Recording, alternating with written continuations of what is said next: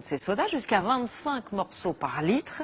Plus surprenant, il y a aussi des traces infimes d'alcool dans certains colas. Explication Perrine Bonnet, Jean-Jacques Le Garec.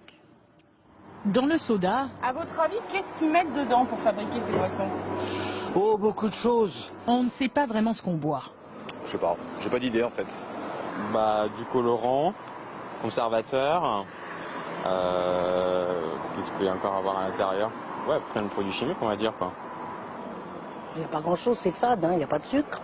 Non seulement il y a beaucoup de sucre, mais aussi des extraits de plantes, de la caféine et même de l'alcool. C'est ce que révèle une enquête de 60 millions de consommateurs qui a fait analyser le contenu de 52 sodas. Les étiquettes mentionnent pour la plupart 2% d'arômes naturels, sans plus de précision. Les scientifiques de 60 millions, eux, ont repéré des extraits de cannelle, de noix de muscade, d'agrumes et de baume du Pérou. C'est une famille de substances chimiques qui sont des terpènes.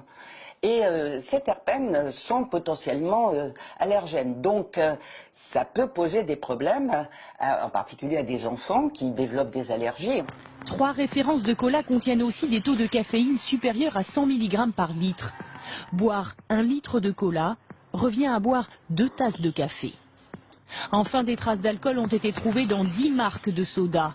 La quantité varie de 10 à 272 mg par litre, soit un taux d'alcool de 0,03%, faible mais présent.